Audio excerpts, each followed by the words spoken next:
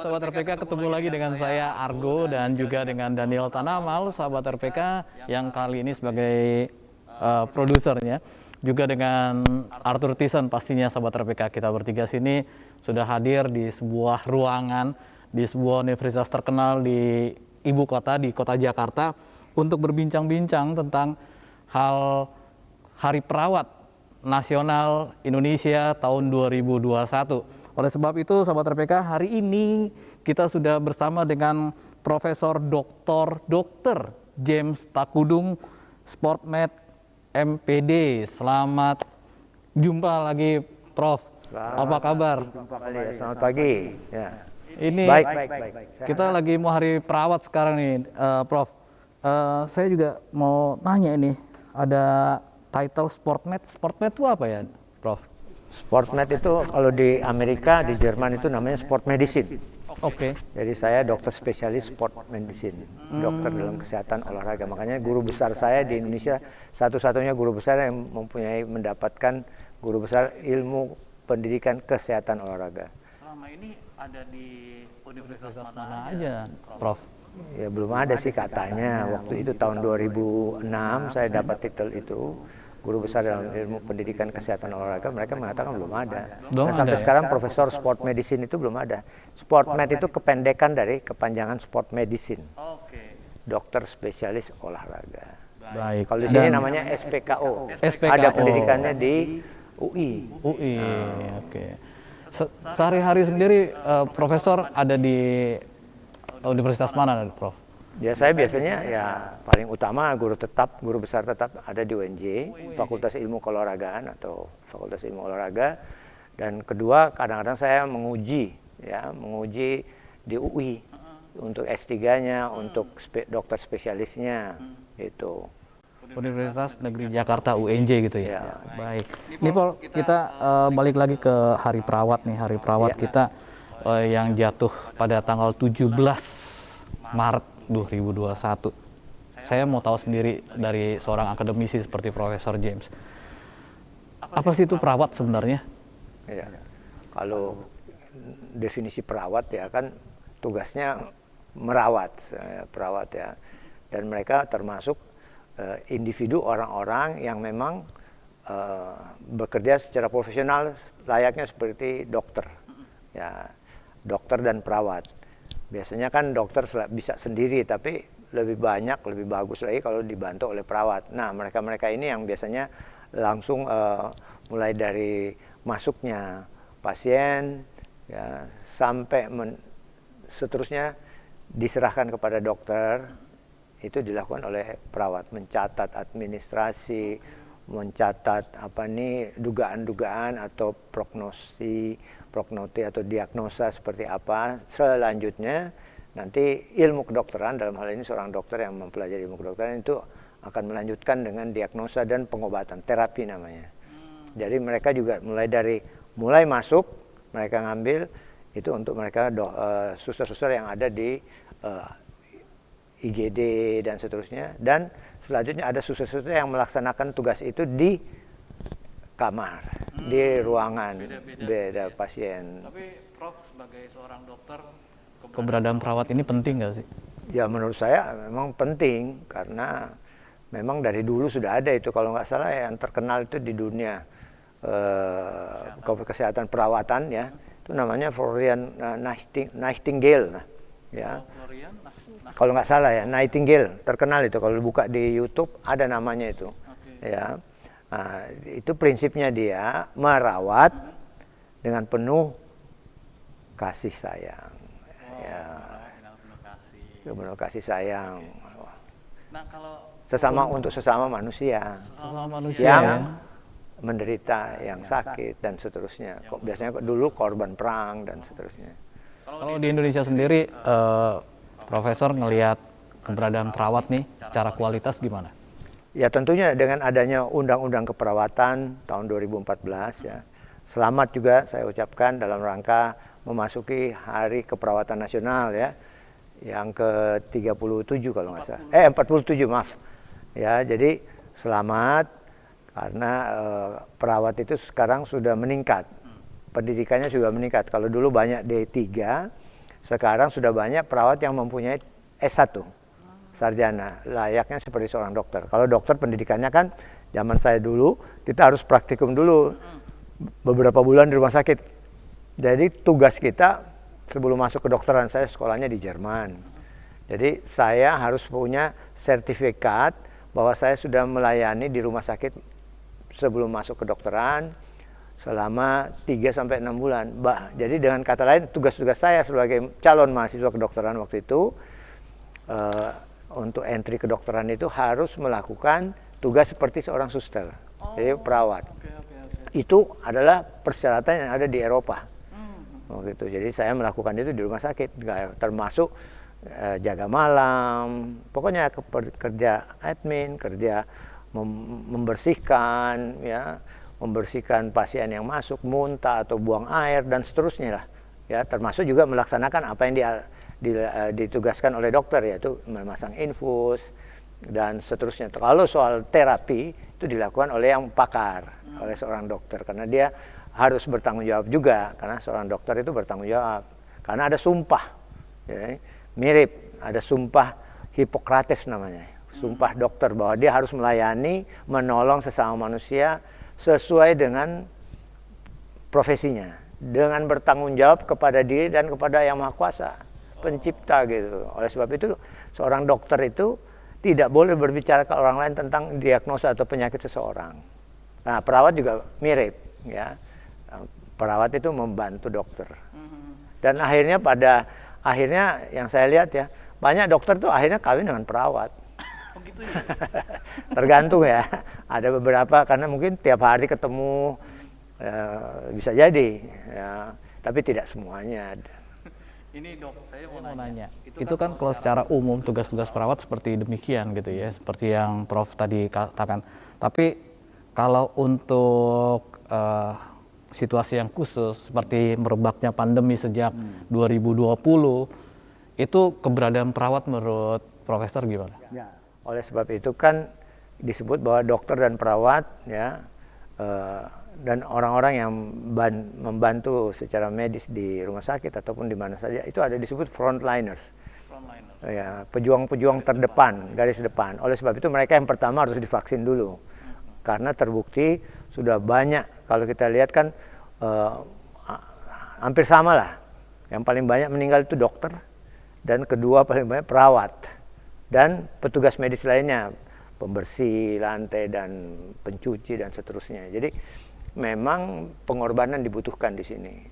Ya, prinsip kasih sayang tadi, sehingga kadang-kadang mereka lupa bahwa mereka juga seorang manusia yang perlu perlindungan juga. Tapi ya satu-satunya jalan apa? Menjalankan sumpah, siap berkorban, dan paling berdoa dan jaga itu aja, prokes, ya, dengan memakai APD dan seterusnya. Jadi sudah banyak itu, kalau dibuka itu kan hampir 300 dokter tuh. 300 ya. Ya, dokter profesor ada, spesialis, paling banyak spesialis-spesialis yang THT, paru dan seterusnya. Karena memang tiap hari melihat paru, melihat telinga, hidung, tenggorokannya, ya kan. Jadi seperti itu. Belum lagi ya itu perawat-perawat yang memang bertugas di situ.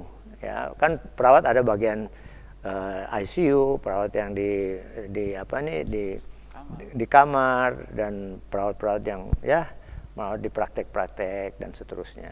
Jadi sangat humanis dan sangat inilah pengorbanan mereka kita mesti hargai, ya. Oleh sebab itu selamat Hari Keperawatan pada tanggal 17 Maret lagi. Jadi itu Hebat dan tangguh. betul. Tapi kalau ngelihat dari merebak pandemi dan keberadaan, ketangguhan dan keberanian para perawat, kan bukan sekarang ngadepin golok, ngadepin panah, ngadepin peluru gitu kan ya, tapi ngadepin orang tidak dengan senjata tapi dengan kasih sayang itu tadi, ya. Itu seorang perawat yang memang memadai. Dan kalau di masa pandemi ini, ketersediaan perawat di Indonesia menurut Profesor gimana nih? Dari Indonesia yang begitu luas dan tempatnya sulit dijangkau di masa pandemi ini. Ya, makanya perlu ada pendidikan, dibukalah sentra-sentra pendidikan untuk ditambahlah di rumah sakit ataupun di universitas atau di mana saja untuk menambah. Sama seperti dokter sekarang, kan yang nurun ke lapangan sekarang banyak yang calon-calon dokter, jadi tingkat-tingkat terakhir. Begitu juga kepada perawat. Karena kita membutuhkan orang-orang yang mau berkorban dan ngerti, profesional ya. Bukan cuman sembarangan orang, tapi ngerti. Perawat kan diajarkan juga bagaimana melindungi. Sebelum kita menolong orang, kita harus juga bisa melindungi diri kita.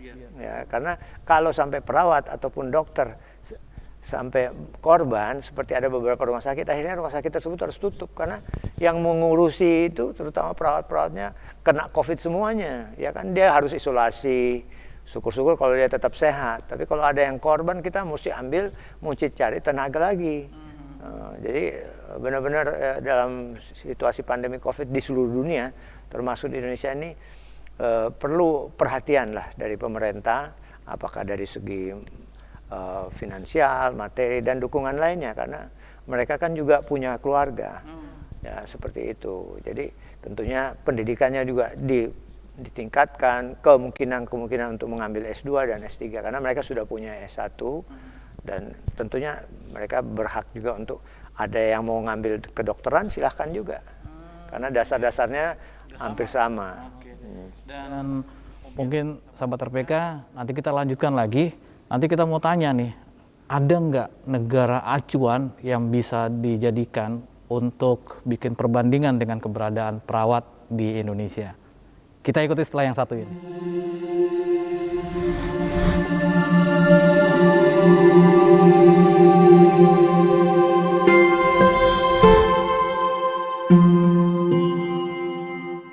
Sahabat RPK, kembali lagi bersama dengan saya Argo dan juga Arthur Tison serta Daniel Tanamal sebagai produser untuk episode kali ini. Dan kita masih bicara mengenai Hari Perawat Nasional dengan keberadaannya. Semua tadi udah dipaparkan sama Profesor James Takudung.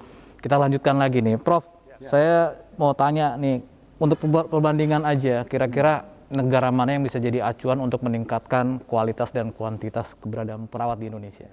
Sebenarnya Indonesia tidak kalah kualitasnya, tetapi saya selama sekolah di Eropa, di Jerman itu, saya lihat memang yang paling banyak yang mengekspor, ya, walaupun penduduknya sedikit, yaitu Filipina. Filipina sama dengan ya TKI lah, ya, jadi seperti itu. Kenapa Filipina laku di mana-mana sampai ke negara Arab? Karena mereka bisa berkomunikasi dalam bahasa Inggris. Ya, itulah juga salah satu permasalahan buat kita kalau kita mau mengekspor ya perawat-perawat kita. Karena kan seperti kita ketahui, kalau dia bisa bahasa Inggris, bisa berkomunikasi apapun bahasanya, kalau bisa bahasa Arab juga lebih bagus, karena dia akan dicari di negara-negara Arab. Jadi yang saya lihat selama ini pengalaman di rumah sakit di Jerman, di mana saja teman-teman saya kuliah juga sama-sama waktu saya di Jerman, itu memang banyak perawat-perawat dari Filipina. Nomor 2 baru perawat-perawat dari Indonesia. Nah, itu pun perawat-perawat Indonesia yang datang di sana itu banyak perawat-perawat yang dari rumah sakit, mohon maaf, Kristen dan seterusnya. Karena mereka merasa sudah bisa, mereka lihat persyaratan seperti itu, mereka masuk ke sana. Dan mereka merasa lebih dihargai gitu. Kan prinsipnya pengawasannya kan sama. Tinggal menyesuaikan aja dengan ilmu. Yang penting ada niat kasih sayang tadi untuk menolong dan mau berkorban. Jadi kalau dilihat paling banyak di dunia sekarang ya mirip-mirip TKI lah. Filipina dari Asia ya, Asia. Dan dari Indonesia. Dan kalau di Hari Perawat Nasional ini, sahabat RPK, pemerintah mengangkat tema Perawat Tangguh, Indonesia Bebas COVID-19 dan Masyarakat Sehat. Ke Profesor nih saya mau tanya, itu tema tadi menurut Profesor bagaimana untuk mencapai perawat yang tangguh? Udah cukup apa belum perawat Indonesia saat ini, ya, ketangguhannya? Ketangguhannya saya rasa melalui pendidikan secara profesional dan mengikuti aturan-aturan secara profesional tentang bagaimana kita merawat. Itu kan ada persyaratan. Dan selain kita merawat, kita juga mesti menjaga diri kita supaya kita tangguh, ya. Dan tentunya kalau semua itu sudah perlu perhatian dari pemerintah. Sehingga kalau kemarin di mana di tempat Wisma Atlet, ya kan, mereka kan ditambahkan, ya kan, ditingkatkanlah penghasilannya juga. Itu juga harus diperhatikan karena mereka untuk meningkatkan menjadi tangguh, mereka sendiri harus punya bagus dong gizinya, keluarganya juga harus tangguh gitu, karena mereka kan datang dari keluarga yang tangguh. Kalau keluarganya tidak tangguh dalam artian finansialnya dan ekonominya itu, ya kesian juga ya, karena itu ada saling mempengaruhi. Ya kita aja dengan COVID ini kan berpengaruh kepada ekonomi masyarakat ya. Jadi ekonomi kepada dirinya sendiri, perekonomian yang ada di rumahnya dia harus tangguh, dan juga ini kan supaya ekonomi kita cepat pulih. Ya, jadi saling mempengaruhi kepada individu, kepada dokter, sehingga mereka ditambahkan insentif, diperhatikan pendidikan lanjutnya, ya, dan keamanannya itu paling penting karena mereka siap berkorban dan kebetulan memang itu profesi mereka, gitu. Jadi perlu perhatian pemerintah. Tapi Profesor sendiri kalau misalnya, karena Profesor ada di dunia akademik dan kebetulan tempat Profesor mengabdi ini punya negara. Universitas Negeri Jakarta ya. Kalau dari hal itu Profesor sendiri bisa melihat gak apa yang sudah pemerintah lakukan nih, khususnya tadi seperti yang Profesor bilang masalah peningkatan kualitas, kesejahteraan, perhatian keamanan dan seterusnya. Ya tentunya saya akan memantau, dan saya karena tidak di klinik, ya, saya hanya menguji di UI, dan tentunya kita lebih banyak bermain di informasi. Ya, penelitian mengatakan seperti ini, sehingga perawat-perawat juga perlu, ya, karena kerjanya sama seperti seorang dokter, ya, perlu ketahanan. Nah, karena kami dari Guru Besar Kesehatan Olahraga, oleh sebab itu mereka harus diberikan waktu untuk juga beristirahat atau off, untuk selalu bisa berolahraga. Karena olahraganya menurut penelitian terakhir, mereka-mereka yang sering olahraga itu lebih tangguh dalam melawan COVID. Ya, contohnya saya sendiri, selama hampir setahun saya tiap pagi saya olahraga, jogging, ya, keringat, makan hangat, dan itu untuk menjaga diri saya sebelum saya membagi informasi atau menolong seseorang, paling kurang di tetangga saya. Sehingga saya melihat bahwa olahraga meningkatkan imun tubuh kita, ya sama. Jadi kalau kita sendiri tidak meningkatkan imun kita dengan istirahat cukup, gizi yang teratur, tidur teratur, ya otomatis kerjanya nanti kan berbahaya dan tidak profesional karena sakit-sakitan dan akhirnya menjadi korban. Ini perlu penelitian ini perlu kita bagikan kepada para perawat dan dokter-dokter yang memang lebih jarang punya waktu untuk olahraga. Jadi kami memberikan masukan-masukan itu. Saya ikut seminar nasional maupun seminar internasional tentang COVID, di mana saya menyatakan based by my own experiment, since 1 year I haven't influenza nor COVID because of this. Ada teorinya. Kalau orang banyak tidur, COVID ini keluarlah cytokine storm, badai sitokin. Itu yang mengganggu kesehatan, bisa memperparah dan berakibat fatal.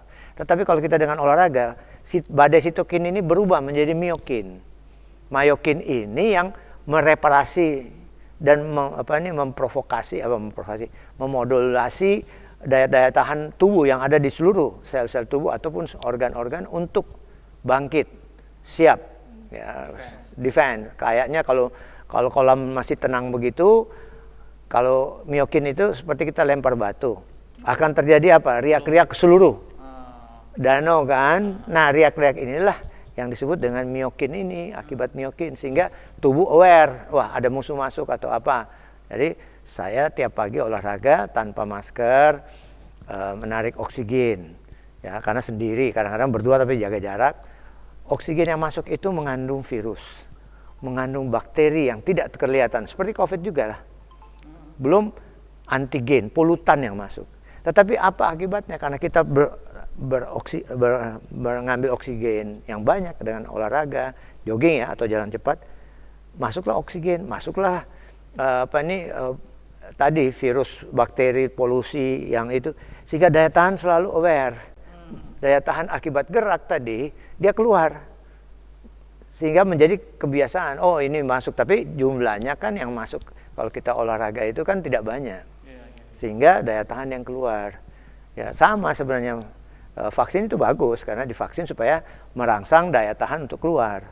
Ya, imunitas kita. Nah, dengan olahraga itu salah satunya. Ya, tapi untuk mereka yang mau olahraga. Jadi semua mahasiswa saya atau pasien atau apa saya anjurkan kalau kena COVID, silahkan buka jendela, matiin AC, exercise lah, lari apa sit up di tempat, ataupun buka jendela atau di luar di halaman, ya kan? Supaya oksigen masuk, minimum 30 menit sampai 1 jam lah. 30 menit sampai. Ya, karena ada penemuan baru kan, bahwa orang yang sudah kena COVID, kiri kanan, itu di Israel kalau nggak salah, dia perlu hirup aja itu, hirup berapa kali, nah, saya nggak tahu itu, dia pakai zat apa. Jadi virus COVID yang ada di paru kiri kanan yang sudah banyak itu dalam 3 hari itu bisa bersih. Itu makanya perlu di scanning, perlu difoto. CT-nya itu circulation apa ini? Circle apa ini threshold-nya itu kalian lihat kalau Anda dapat kena positif itu kan berarti CT-nya mungkin sudah 30 ke atas. Oke. Ya, jadi kan ada standarnya seperti itu. Nah, dengan menghirup udara ini dengan olahraga ternyata juga itu suatu terapi. Membersihkan, ya, melancarkan sehingga oksigen yang masuk itu diedarkan ke seluruh tubuh karena sel memerlukan oksigen, ya kan? Jadi kalau kita tidur lebih kurang oksigennya, apalagi tertutup dan pakai AC. Oleh sebab itu tidak boleh kita berkumpul di tempat yang penuh AC. Pertama oksigennya ya itu aja. Kalau ada yang batuk, ada yang itulah yang beredar. Oleh sebab itu saya mengatakan, termasuk di gereja saya di tim Kugus, buka jendela semua kalau mau kebaktian. Saya bilang sama teman saya di masjid juga buka, kalau nggak usah pakai AC lah, karena keringat itu lebih bagus. Saya sudah pernah mengadakan penelitian bahwa dengan keringat kita keringat banyak nih, minum hangat, makan hangat, terus keringatan ya. Anda lap aja di muka, di gini, di rambut, keringat itu mematikan virus. Itulah kehebatannya pencipta kita. Itu kan minyak juga, kayak sabun. Sorry, Profesor. Prof umur berapa ya? Saya 69. 69, sahabat RPK, olahraga. Profesor jalannya kenceng loh. Tadi saya capek ngejar-ngejarnya. Ya, saya sesuai dengan itu anjuran kan, paling malas jalan di dunia adalah orang Indonesia katanya, cuma 4.000 step. 4.000 Ya. Tapi yang bagus itu katanya ya 8. Nah, saya tiap hari itu 12.000 step. 12.000. Tinggal saking sudah seringnya tiap hari sehingga 12.000 dikurang 3. 12 kurang 3 itu berarti saya jalan itu 9 km. Kan nggak usah pakai rumus, automatically. Kalau dilihat di handphone kan ada tuh 9.000 sekian. Kurang 3 aja. Jadi kita tahu stepnya berapa, kilometernya udah masuk. Saking nggak seringnya dia. Ya, dan ingat, kalau banyak jalan itu, separuh dari kehidupan kita ada di badan ini, di kaki nih. Karena dia memompa kan. Ototnya paling banyak di situ, tulang di situ. Sehingga kalau Anda sakit kaki, tidur, selesai gitu. Susah, apalagi kalau patah kan. Oleh sebab itu walaupun sakit atau apa, tetaplah bergerak. Saya selalu mengatakan pada mahasiswa yang sakit, yang di rumah sakit, udah sit up kayak di tempat tidur. Atau kayak naik sepeda, walaupun ada infus ini. Iya, atau berdiri dengan infus, jalan di tempat, atau jogging di tempat, pegangan pintu apa. Karena sebab itu semuanya kan mendorong jantung bekerja lebih cepat sehingga dia lancar peredaran darah gitu loh. Dan ada lagi, kalau kita jogging atau jalan cepat, gula darah turun, kolesterol turun, segala macam itu kan turun. Sehingga orang-orang yang mempunyai komorbid, ya, penyakit-penyakit penyerta menolong juga. Dan sambil dia olahraga, sambil dia jalan cepat atau jogging kan, psikologis dia lebih tenang. Stresnya hilang. Baik dok, tahan dulu. Dan sahabat RPK, jangan lupa olahraga. Ntar kita lanjutkan lagi. Sip.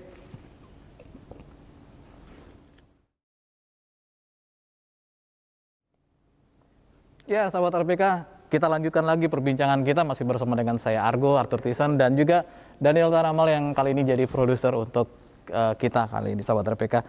Olahraga itu menjadi kunci ya. Profesor ini umurnya 69. Saya tadi bilang jalannya cepat banget. Coba kalau kita lihat atasnya boleh batik, tapi celananya coba, celananya jeans, sepatunya lihat, sepatu olahraga, benar-benar sport made ini dokter. Waduh, senang banget dok punya apa namanya wawasan seperti ini. Terima kasih Pak Argo, Pak Daniel, dan Pak Arthur, ya. Dan Prof, kalau misalnya tadi kita ngomongin apa yang sudah dilakukan pemerintah gitu ya. Tapi sebenarnya Prof sendiri pasti punya dong saran atau kritik buat keberadaan perawat di Indonesia. Silakan. Ya tentunya. Ya, pertama ya kayak TKI, tapi kan TKI yang kita kirim ini kan lebih profesional, ya kan, sehingga perawat-perawat ini juga ikut menjadi pahlawan devisa, ya, memasukkan devisa negara karena mereka kan dengan keluar mereka mengirim uang gajinya kemari dan seterusnya dan seterusnya. Oleh sebab itu perlu peningkatan profesional supaya jangan kalah bersaing. Sebab biar gimana kan sekarang standar profesionalnya itu ada, tes bahasa Inggris pasti, sehingga kita mau komunikasi dengan siapapun itu meningkat, sehingga kalau standar kita bagus ya kita rakyatnya banyak, orangnya banyak, itu cepat laku di luar. Mau dikirim sekarang kalau saya ke Taiwan, saya ke Hong Kong, saya ke Jepang, saya malah ada di Cina itu, saya ketemu orang-orang perawat yang juga bekerja di sana, adalah dibandingkan TKI yang biasa ya, pembantu. Jadi perlu di peningkatan itu sehingga kurikulum mereka juga perlu ada, paling kurang lah kurikulum bahasa Inggris itu harus lancar lah ya. Jadi dan standarnya itu sehingga mereka dilayak lah, sehingga gampang diterima bersaing dengan Filipina umpamanya. Kan Filipina orangnya nggak banyak, rakyatnya nggak banyak, tapi kan kita lebih banyak. Nah, ke arah sana perlu juga ada pemikiran. Setelah adanya COVID seperti ini, kita baru lihat bahwa memang kita butuh tenaga-tenaga perawat yang banyak selain dokter ya. Jadi seperti itu, saya sebagai kritik ya tolong juga diperhatikan status kurikulum pendidikannya dan penghargaannya, kesejahteraan mereka. Karena sekarang sudah terbukti bahwa selain dokter juga perawat itu adalah di front lines dan sudah korban banyak ya, selain masyarakat tentunya, tapi mereka korban karena bekerja secara profesional. Tenaga ahli bisa diekspor juga ya, kayak Kuba ke Italia gitu ya, kayak gitu. Oh iya ya, harusnya itu bisa jadi peluang gitu lah ya kalau untuk menambah devisa gitu, betul. Iya, dan ini melihat gentingnya nih Prof, melihat gentingnya keadaan negara dalam situasi mendesak, terutama dalam 1 tahun ini berjalan penanganan COVID dalam negeri masih ya kalau bisa dibilang banyak PR-nya nih Prof. Apa mungkin dibutuhkan kebijakan negara nih Prof untuk melakukan pelatihan dan rekrut masyarakat sebagai perawat, jadi kayak wamil gitu misalnya, kayak gitu misalnya wajib perawat bukan wajib militer gitu, perlu nggak tuh Prof? Oh iya, itu ide yang bagus ya. Jadi kalau bilang bela negara itu bukan hanya senjata loh. Bela negara itu bisa kita membutuhkan frontliners, kan namanya juga frontliners apa aja di depan. Oh itu ada perawat, ada dokter. Nah perlu itu jadi peningkatan kepada mereka untuk statusnya ditingkatkan, dipercepat secara profesional dan dibagi kepada pusat-pusat pendidikan tadi.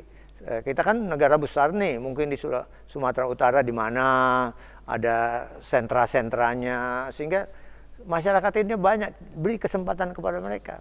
Kan kalau perawat nggak mesti dari ilmu pasti lah kayak kedokteran gitu kan. Kalau kedokteran kan masih ada standarnya itu, ya mesti ilmu pasti. Kalau ini ilmu sosial bisa kan. Yang penting standarnya mengikuti standar kurikulum selain nasional dia internasional, sehingga sekali tepuk katanya 2 nyawa ya, untuk konsumen dalam negeri dan konsumen luar negeri. Nah itu yang perlu dipikirkan. Secepatnya lah pemerintah membuka sentra-sentra pendidikan keperawatan, apalagi dalam rangka ulang tahun mereka ini, karena sudah disebut dengan selain frontliners mereka pahlawan tanpa jasa seperti TKI juga kan. Nah mereka juga pahlawan di dalam negeri dan ke luar negeri membawa ini devisa negara. Jadi pemerintah perlu memperhatikan lah, karena sudah terbukti bahwa kehidupan kita ini ternyata kesehatan itu paling utama ya. Karena tanpa kesehatan ya ekonomi juga tidak akan berjalan. ya kan. Nah, itu ada timbal baliknya. Perekonomian, kesejahteraan mereka juga perlu diperhatikan, pendidikan mereka perlu diperhatikan. Kualitas pendidikan. Kualitas juga, karena kita melihat kalau mereka ingin sampai menjadi guru besar atau profesor, kenapa enggak dibikinkan jalur-jalur seperti itu. Belum ada ya dok ya? Guru besar di keperawatan gitu. Selama saya ini belum, paling dia switch S3-nya ke tempat lain gitu, ke apa nih, ke pendidikan, kemana untuk menjadi dosen, menjadi guru, ya kan. Jadi diperlukan juga mereka kan menjadi dosen nanti di sekolah-sekolah keperawatan atau universitas, klinik-klinik gitu. Ada gitu ya. Jadi diperbanyaklah kesempatan kepada pemuda-pemudi Indonesia yang ingin menjadi perawat, dan diperluas kesempatan itu, dan tempat mereka bisa kan mereka ditaruh di puskesmas, ya kan. Semua membutuhkan, apalagi sekarang baru terbuka kan. Wah, kita butuh frontliners itu bukan cuma dokter, ada perawat dan petugas-petugas medis lainnya gitu. Ya, seperti itu. Jadi ya memang sudah waktunya dengan adanya COVID ini kita terbangun bahwa kita punya potensi gitu loh. Potensi itu, saya mengadakan penelitian, kenapa orang Filipina dan orang Indonesia di luar negeri lebih banyak dicari. Karena kalau Filipina dia lebih profesional, bisa komunikasi. Ya. Kalau orang Indonesia, karena orang Indonesia itu lebih memperlihatkan kasih sayang juga. Jadi secara itu ya nurutlah kasarnya gitu ya, tapi nurut profesional. Jadi kita punya kelebihan kok. Ya, kita punya advantage. Ya, kenapa? Filipina karena dia lebih banyak bisa komunikasi. Kenapa orang Indonesia juga di sana laku? Ya karena dia kasih sayangnya itu, perhatiannya. Nah itu kan, itulah, dan jiwa gotong royongnya. Nah itu yang. Apalagi kalau udah punya kasih Sayang perhatian tapi ditambah lagi skill, bisa komunikasi gitu ya. Dari segi profesional gitu, dari hatinya, jiwanya, pengabdian, jiwa pengabdiannya itu yang membuat kita juga bersaing di luar dengan Filipina. Sebagai perawat di luar gitu juga memang terlihat kalau Indonesia ya. Iya, ada. Oke. Dan di seluruh dunia itu. Nah, kalau misalnya menurut profesornya sebagai akademisi, ada skala 1 sampai 10. Itu perawat di Indonesia ditaruh angka berapa? Tapi kenapa juga? Ya kan sekarang baru kita merasa bahwa perawat itu ada di frontliners. Ya, oleh sebab itu selama ini kalau saya bilang itu ya mungkin sejak ada undang-undang keperawatan ya meningkatlah. Kalau sekarang kita bilang ya mungkin di antara 1 sampai 10 ya, keperawatan kita ada di 67. 67 masih ya. Nah, kalau dokter kan udah 9 nih. Oleh sebab itu perlu peningkatan karena 8-9 dokter itu. Jadi masih perlu sebenarnya kesetaraan dalam hal pelayanan. Ya, jadi seperti itu. Ya, jadi tentunya sistem penggajian kita kan beda kalau S1 sama ini. Tapi kan sekarang mereka juga sudah disetarakan sehingga ada S1, ada yang mulai S2 dan seterusnya. Ya, seperti itu. Kalau kesetaraan itu meningkat, sebagai dokter nggak takut disaingi gitu, Dok? Oh, enggak. Dokter itu di mana-mana memang dia udah profesional ya, dan dia lebih banyak tahu dari seorang perawat ilmunya itu, karena dia mempelajari seluruh ilmu ya dari organ-organ tubuh. Perawat juga, tetapi kan dalam fungsinya, dalam kerjanya mereka melayani lebih banyak. Kalau kita berpikir lebih banyak dan melayani gitu. Kalau mereka melayani dan berpikir juga, tapi tidak seperti seorang dokter yang harus setiap saat sebagai manajer artinya mengambil keputusan, mendiagnosa dan menterapi. Jadi dia mesti bikin obatnya, dia tulis obatnya, dia harus mendiagnosa ini sakit apa, ini organ apa, mengatakan dia harus di ronsen ini, dia harus diambil darah, dia menganalisis. Jadi seorang dokter itu adalah manajer dari individu yang menjadi manajer untuk keseluruhan tubuh. Kalau suster, manajer tapi dalam administrasi, dalam pelayanan supaya tubuhnya itu tetap terjaga. Baik. Prof, terima kasih untuk waktunya. Ya. Dan sahabat RPK, ada hal yang menarik yang kita bisa ambil nih, Prof ya.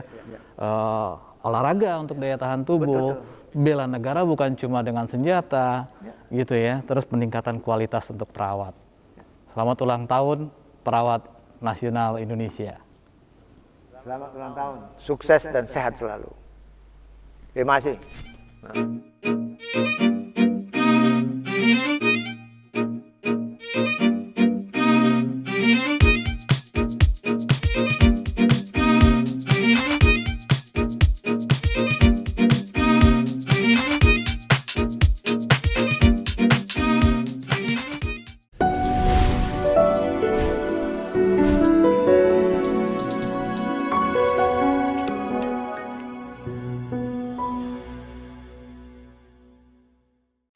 We satisfy your soul.